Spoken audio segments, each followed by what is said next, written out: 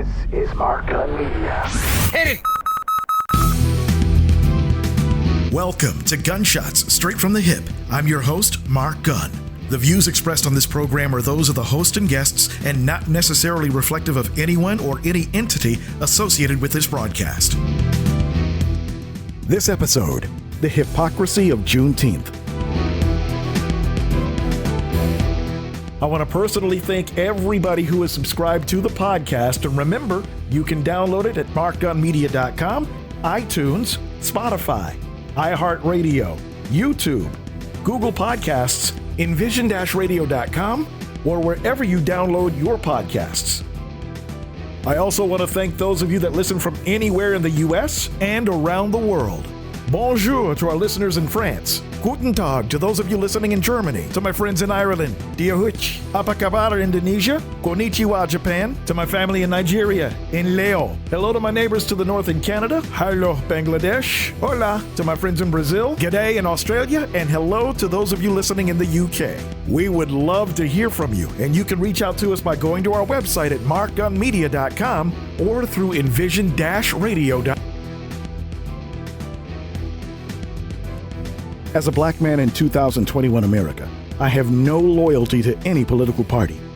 The Democrats are just as bad as the Republicans, and what happened in the halls of Congress this week is just another example.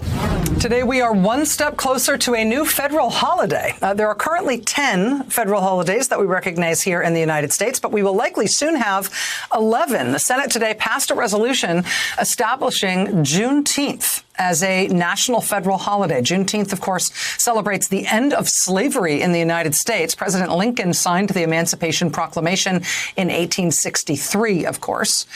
But it would be another 2.5 years before the last remaining slaves in Galveston, Texas, finally learned of their freedom on June 19th, 1865. June 19th is Juneteenth. Now, the fact that the Senate vote was unanimous today, that came as a bit of a surprise. Wisconsin Republican Senator Ron Johnson had previously blocked this, but I guess today he got over it. The bill will now go to the democratically controlled House. It is expected to pass in the House. Still TBD on when exactly, but after that, it is expected to be signed into law by President Biden.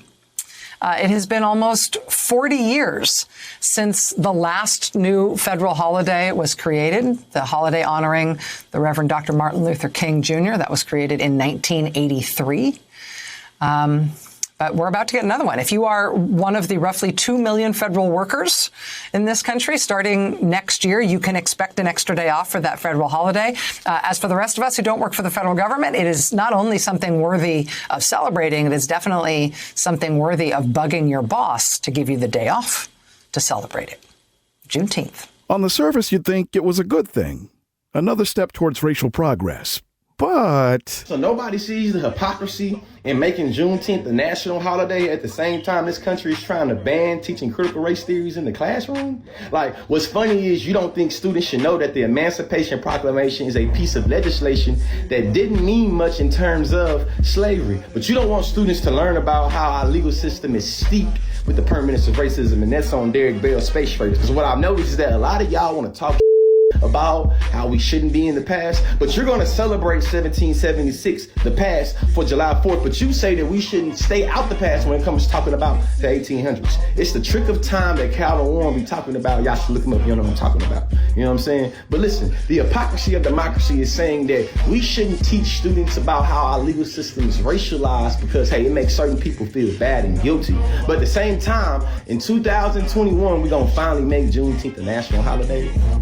Contradictions, the hypocrisy of democracy, huh? Just like me, there are a lot of black folks that see through this load of crap. So we've seen the Senate has overwhelmingly Democrats and Republicans signed on to have Juneteenth as a federal holiday. Now, black folks, let me tell you something.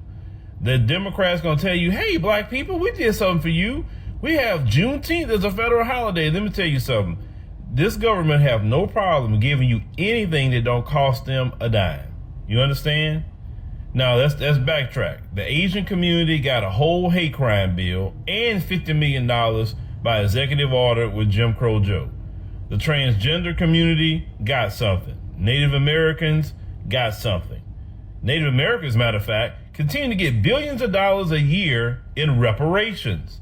Now, we know there's people that so against reparations for black people when it comes to slavery.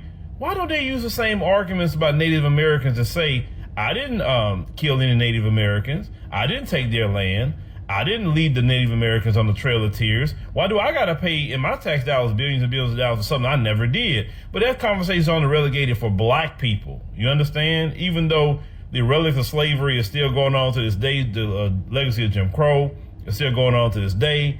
But it lets you know how much they hate black people, because everybody can get money from the American government except black Americans, which the money, if you look at it on an economic scale, that money would actually be used kind of like a stimulus for the country, because most black Americans are not going to go anywhere, just based off of what I know. The money would be spent right here in America and stimulate the economy. But, you know, they have so much hatred for black people in this country, whether they say they hate you or not. I mean, I always tell people, pay attention to people's actions, not really so much what they say, right?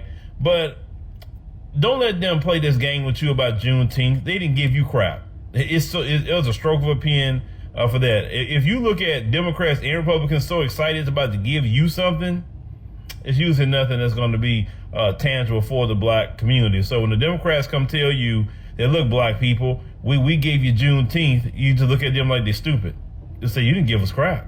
And so we need something tangible that we can put in our bank accounts, right? Just as much as you give the Native Americans, just as much as you give the Israel gets $10 million a day of our tax dollars. And that's not even citizens of our country. And yet they getting our tax dollars. Black Americans can't get anything, but people outside the country can get something. So that's just what I'm trying to tell y'all. Like, don't fall for the okie doke, or don't let them both smoke up your behind. The Democrat Party and whoever else party don't do nothing for black people. And if you think they're doing something for you, you are utterly silly. One more example of politicians trying to appease, quote, poor little Negroes who they don't think are smart enough to see what's really going on here. The silly thing is that Republicans and Democrats have been doing the same thing since forever. In a recently uncovered interview with author James Baldwin, Baldwin addresses what some continue to call the Great White Lie. We spoke of the American attitude toward blacks. There's a price this republic exacts. Any black man or woman walking. And that is a crime. I paid for that crime in my life. And I don't believe my countrymen anymore. They will not do to him what they failed to do to me. I was 7 years old 47 years ago, and nothing has changed since then. Look. I don't mean it to you personally. I don't even know you. I got nothing against you. I don't know you personally, but I know you historically. You can't have it both ways. You can't swear to the freedom of all mankind and put me in chains. Sounds as if you believe that slavery put a curse on us somehow. Well, it is a curse, The American sense of reality is dictated by what Americans are trying to avoid. And if you're trying to avoid reality, how can you face it? If you don't know what is going on in the ghettos of this nation, in the hearts and minds of women and men you see every day, first of all, in that case, you don't really know what's going on in your own heart and mind. And you have no way of knowing what's going on in the hearts and minds of millions of people on this globe. White people go around, it seems to me, with a very carefully suppressed terror of black people, a tremendous uneasiness. They don't know what the blackface hides. And they're sure it's hiding something. What it's hiding is American history. What it's hiding is what white people know they have done and are doing. It's what white people know very well. One thing, and it's the only thing they have to know. If they know this, everything else I say is a lie. They know they would not like to be black here. They know that. Now they know that, and they're telling me lies. They're telling me and my children nothing but lies. And I was sure that I was going to be next. Just from despair, or? From despair, from rage, because you can get to a place, where you're in battle so often that that's all you can do. You've been beaten so hard. All you can do is your world narrows to a kind of red circle of rage. And you begin to hate everybody, which means you hate yourself. No. And when that happens, it's over for you. Like it or not, race and racism have always been political hot buttons. Just take a look at the last 4 years for evidence of that. Given the fact that race as a topic is top of mind with a lot of people right now, and that the midterms are just next year, Democrats will continue to be weak on the subject, and Republicans will continue to use it as a dog whistle for the party of Trump. As for how the GOP views the issue of race heading into the midterm elections, Axios has this for us today, quote, with or without Donald J. Trump atop the party, the Republican strategy for the 2022 elections and beyond virtually assures race and racism will be central to political debate for years to come, in case you were worried. In an era when every topic seems to turn quickly to race, Republicans see this most divisive issue as either political necessity or an election winner. So that's where we are. Still with us, Eugene Robinson and Mike Murphy. And Eugene, I want to start with a quote from my favorite columnist who looks shockingly like you. This man, Mr. Robinson, writes, there are those who deny that anything called systemic racism is a feature of the American landscape. They should be aware that history tells a very different story. Eugene, I note that this is in the wake of a first American president to go to Tulsa to talk about and embrace what happened in Tulsa and the national shame that it should have been all these many decades. But in your view, what should the conversation on race consist of right now? Well, first of all, it should consist of an acknowledgement of our history, of our full history. As I put out in that column, Tulsa was perhaps the worst, arguably the worst, but certainly not the only white mob massacre of African American communities across the country in the early decades of the 20th century. This was not a one-off. It happened in Atlanta in 1906. It happened in so many cities in 1919 that it was called the Red Summer. And these were white riots aimed at destroying black businesses, which were competing with white businesses, aimed at killing and intimidating black workers who were competing against whites successfully for jobs in the growing industrial economy. And this is part of our history. So, the right wing is all aflutter about, critical race theory and how that should never be. Yeah, I guarantee that 0.0001% of those critics has ever read one of the dry academic journal articles about critical race theory or even knows what it is. That's not the point. It's the history. It's learning and acknowledging and coming to terms with what happened. And when we do that, then we can understand what the phrase systemic racism means. But Republicans don't want to go there. And as a matter of the culture wars, they believe their voters don't want to go there, want to resist it. And so that's what this is really about. But history has a way of winning. History has a way of making its effects known, no matter who tries to stop this phenomenon. So we're going to keep telling the truth. I pointed this out. There's a superb piece in your paper again showing the various massacres over the years. You don't really have to read it if you don't want to. Look at the map, the places, the dates, and the death tolls to learn more about the cycle that Tulsa was part of, the history Tulsa is part of. Hey, Mike, there is a poll out from Axios and Ipsos. They could probably partner with Quiznos in the future. And this is whether the nation needs to make changes to give Black Americans equal rights. More change needed among white Democrats, if you ask them. Yes, there's more change needed, 87%. Enough change already? Sounds like the late Jerry Stiller is now writing the questions. Among white Republicans, 79%. There's been just about enough. We're fine. So, Mike, 8 in 10 responding Republicans, isn't that the core that so many politicians are aiming for right now, whether they admit it or not? Well, yeah, that's part of it. But often the key to a good career in politics is to make polls, not follow them. My old buddy, Governor John Engler, who always won from behind, always said polls bore me. They're what happened a week ago. The question is the future and what we're going to do to make it. So I do think one of the things we're struggling with in politics now is this identity groupism we have. Now, look, there is a legacy of systemic racism in our country, and we have to talk about our history clearly.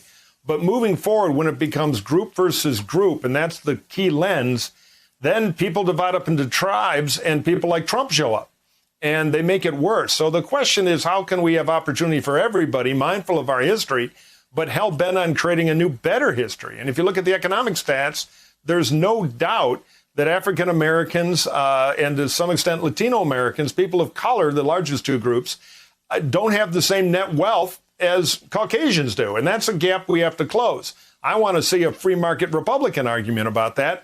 My progressive friends have other ideas, but we got to have that debate. We ought to have common facts of the problem and a common purpose to unite it, but not purely go tribal where it's constantly I'm right, you're evil on both sides, because all that does is burn down democracy and put us in a worse situation. The right continues to lie about what critical race theory is while passing laws against teaching it in schools.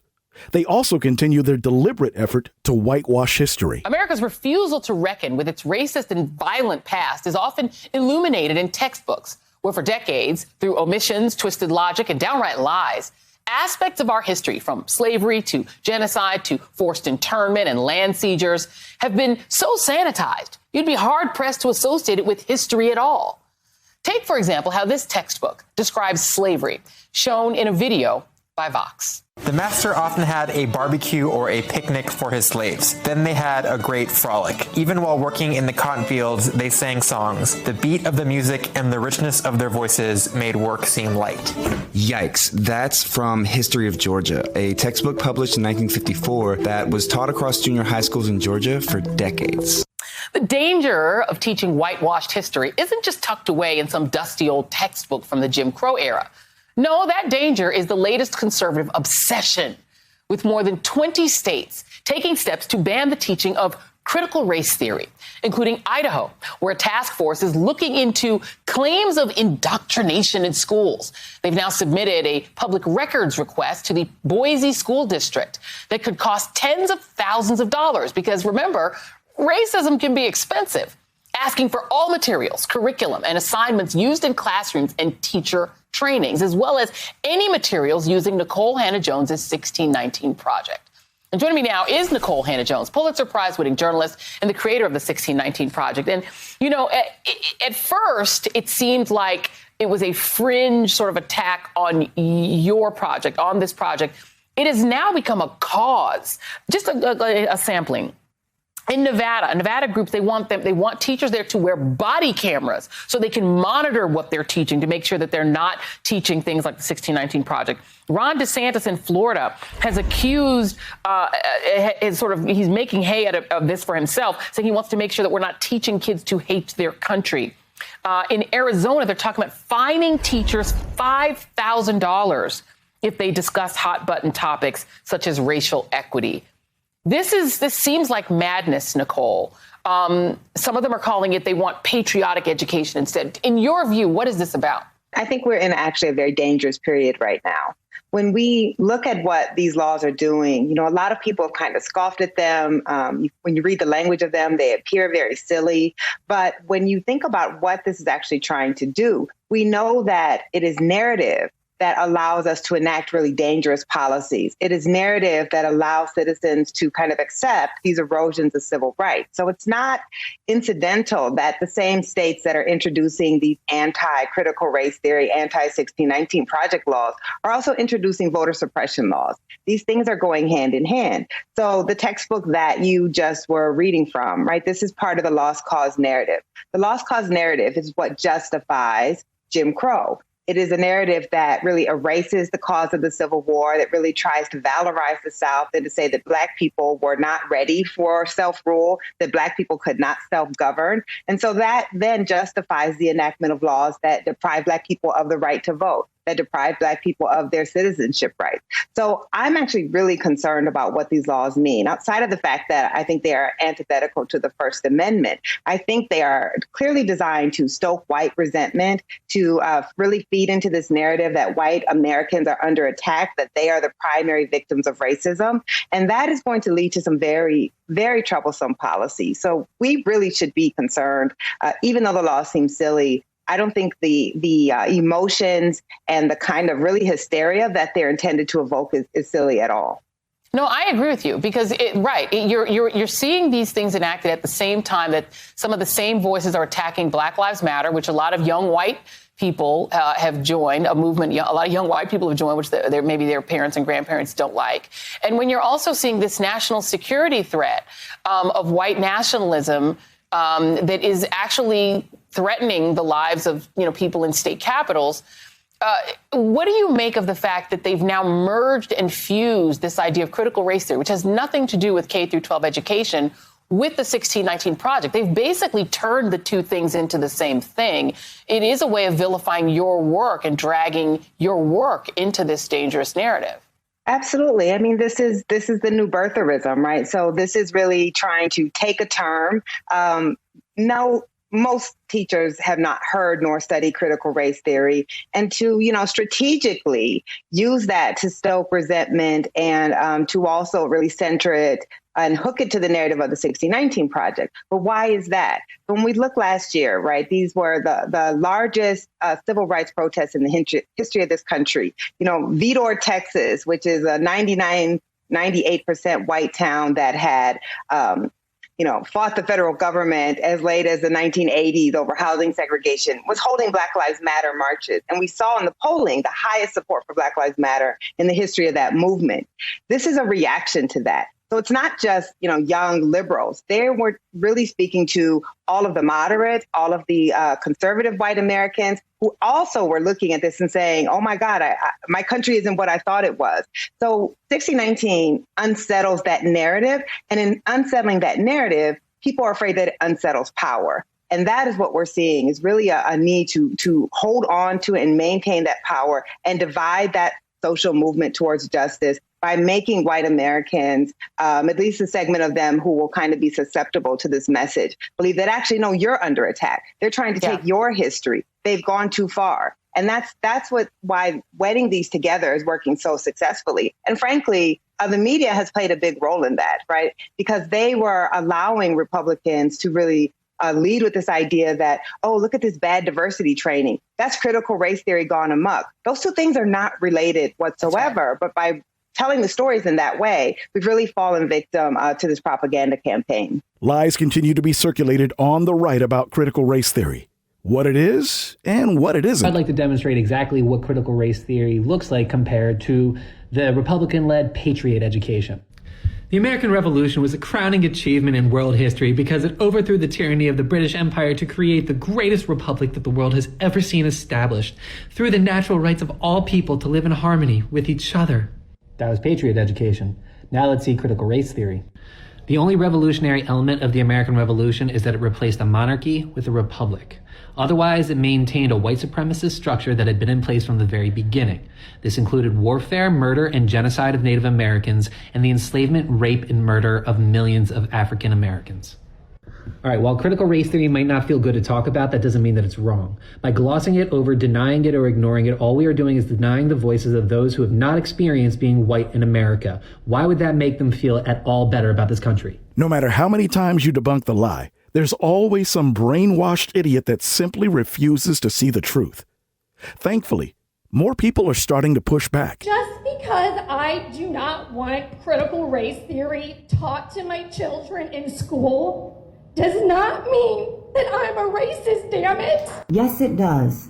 If a black child is old enough to experience racism, then your white child is old enough to learn about it. The loudest voices against the truth are the very ones claiming that it's, quote, further dividing the nation, or stirring the pot, or the ever-popular playing the race card.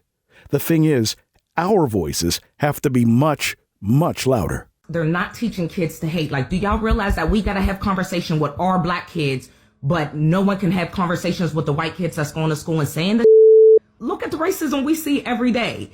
Teaching kids to respect each other by teaching what they go through is not teaching hate. It's teaching them acceptance. I see way more Gen Z fighting about racism than our elders. I mean, people my age and them, they say racism don't exist. Them Gen Zs are calling everybody out. They're young and most of them are white because they did their research. Why do y'all think that because we have to teach our kids about racism, white kids shouldn't know about it? So they're just going to be like, oh, well, that doesn't exist like you're doing right now. Like, that makes no sense. Really go research all that comes with critical race theory and Tulsa Massacre and everything that has happened. Y'all just going to erase it like it didn't happen because white kids might be taught as hate. Bottom line is that I, nor any black person, shouldn't be celebrating Juneteenth. The hypocrisy is staggering, and the disingenuous nature of this bill is a slap in the face to every black man, woman, and child. Once again, America cheapens the memory of our ancestors. I won't celebrate until the George Floyd Police and Justice Reform Bill becomes law. I won't be celebrating until the John Lewis Voter Protection Act is passed. I won't be celebrating until the anti-lynching bill that's been languishing in Congress for years gets passed. So, no, I won't be celebrating Juneteenth anytime soon. Funny how Congress can't show any justification as to why these bills haven't become law, but they can damn sure pat themselves on the back for doing nothing. American mediocrity at its finest. You've been listening to Gunshots Straight from the Hip. The views expressed are those of the host and guests and not reflective of any business entity or anyone associated with this broadcast. If you have any comments or want more information on how to be a sponsor, log on to our website at markgunmedia.com or call us at 502-407-0283. That's 502-407-0283. Thank you for listening. Mark Gun Media. No hype, no hoopla, just damn good work.